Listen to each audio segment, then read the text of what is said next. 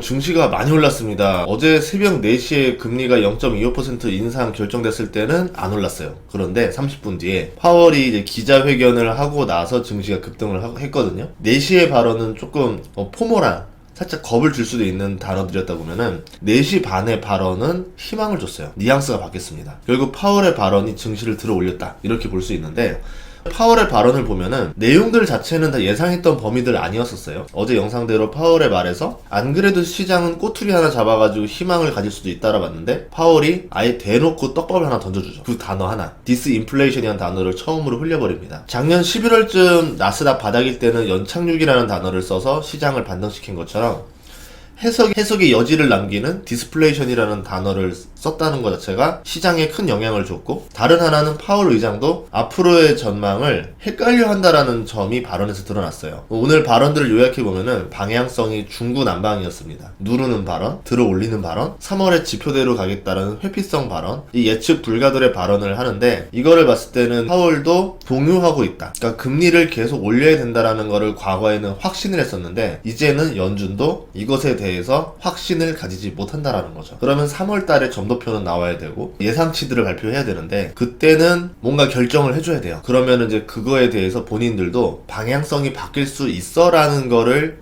미리 좀 알려주기 위해서 언어로 살짝 더 뉘앙스를 던져줬다, 이렇게 생각을 하거든요. 요약을 해보면 연준은 방향을 전환할 때 3단계 전략을 써요. 가장 먼저 쓰는 1단계가 새로운 단어를 씁니다. 뉘앙스가 바뀌었다라는 거죠. 가이던스를 제시하진 않아요. 하지만 단어를 바꾸면서 분위기가 살짝 바뀌었다라는 걸 말해줘요. 매우 젠틀한 방법이죠. 시장의 변화가 있다라는 걸 아주 부드럽게 노크를 해줍니다. 물론 단어만 바꿨기 때문에 해석의 여지가 있는 거고, 연준도 빠져나갈 구멍이 있어요. 우리가 잘은 모르겠지만 그래도 저번보다 좀 나은 것 같아, 이런 거를 단어 하나로 바꿔버립니다. 이번에는 디스인플레이션이었다라는 거죠. 대표적으로 작년에 연착륙이라는 단어를 쓰다가 CPI가 폭등하니까 여름에 그 단어를 쏙 빼버립니다. 잭슨홀 미팅 이후부터는 그 단어를 뺐거든요. 그러다가 연말에 다시 연착륙이라는 단어를 썼어요. 연착륙에서 업그레이드된 버전이죠. 디스인플레이션이라는 단어로 승격을 시켜버립니다. 그래서 파월의 발언 중에서 어떤 단어가 등장하고 뉘앙스가 바뀌는지를 잘 보셔야 돼요. 2단계는 앞으로 금리 인하를 할 가능성이 있다, 인하를 고려하겠다라는 말로 가이던스를 제시해요. 마음의 준비를 해두라는 거죠. 그리고 얼마 안 있어서 바로 3단계로 돌입합니다. 금리 동결이라던가 금리 인하 같이 실제로 정책을 변화시키죠. 지금은 1단계라 보고 있고, 저번에는 단어 한두 개에서 이번에는 꽤 많은 희망적인 발언들이 들어있었습니다. 그러면 3월에 2단계가 나올 가능성도 있다라 보는 거죠. 즉 연준의 3월에 대한 기대감이 커진 상태다. 그래서 증시가 올랐다, 이렇게 볼 수 있습니다. 파월이 던진 발언이 3월 금리 인상 이후에 추가 긴축 필요성을 논의하겠다라는 점이 2단계에 대한 언급일 가능성이 있다라고 봐요. 아직 연내 금리 인하는 없다라고 말을 했는데, 전체 발언은 연준 예상에는 금리 인하는 없고 몇 번 더 금리 인상을 하는 것이 적당하다라고 보지만,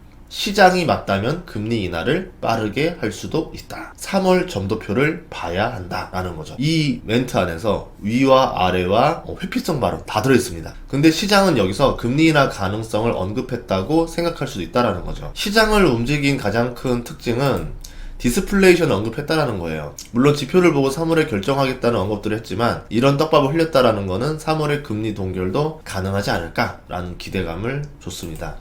이 디스인플레이션이라는 게 물가 상승률 둔화, 인플레이션 완화를 나타내지만, 그 안에 있는 의미를 파헤치면은 있든 말고 최근에는 저물가가 장시간 지속되는 상태를 지칭하는 골디락스와 유사한 의미로 쓰이기도 해요. 단어 선택이 절묘했다라 보는 거죠. 단순히 물가 상승률이 둔화되고 있다라는 단어보다는 조금 더 긍정적인 뉘앙스의 단어라는 겁니다. 디스인플레이션은 인플레, 고금리로 억압받던 기업들이 해방됨을 말하기도 해요. 기술주라던가 부채가 많은 기업들, 경기 민감주한테는 호재가 되는 발언이죠. 그러면 왜 이런 단어를 썼을까? 추가적인 언급으로 집가격이 하락할 거라는 전망도 있었고, 상품 가격은 하락했다라는 발언을 합니다. GDP 성장률이 플러스일 거라는 전망도 하고, 정부가 풀었던 돈이 시장에 돌면서 소비가 늘어서 경기 침체를 막아줄 거라는 전망도 해요. 그리고 부채 한도가 최대한 빨리 해결돼야 된다라고 말을 합니다. 연준 의장으로서 굳이 말 안 해도 되는 발언들인데 백악관에 도움을 주는 듯한 발언으로 볼 수 있어요. 연준의 비둘기였던 연준 2인자 브레이너드 부의장이 이번에 국가경제위원회 위원장으로 가서 바이든을 돕게 됩니다. 그러니까 연준이 독립적인 기관일지언정 연준 위원들은 정치와 뗄래야 떼기 어려운 관계라는 거죠. 그동안 바이든의 발언, 그리고 바이든의 정책, 정치적 입지를 봤을 때 지금 경기 침체를 오래 끌고 갈 수가 없어요. 연준을 압박해서 올해 경제를 살리고 내년에 재선에 나가야 됩니다. 최근에 재선 도전 공식화를 저울질하고 있다는 뉴스가 나오고 있는데, 그러면 지지율을 올리려면은 경기 침체를 이겨냈다라는 성과가 필요하겠죠. 그러면은 굳이 불필요한 고금리 기간을 오래 두지 말라라고 압박을 할 거예요. 그러면은 지금 같은 상황에서는 최대한 금리 동결로 가고 얼마 안 있어서 금리 인하를 압박하라고 서두를 가능성이 높다라는 겁니다. 금리를 만약 더 올린다? 그럼 이제 바이든은 재선을 도전할 필요가 없겠죠. 그래서 경제 전망이 어렵습니다. 전문가마다 각자 근거를 들어서 전망을 하는데 경제와 연관 없는 변수들도 고려를 해야 돼요. 마이클 버리도 이번에 무조건 하락한다 라고 했는데 오늘 새벽에 보니까 트위터 삭제하고 사라졌더라고요.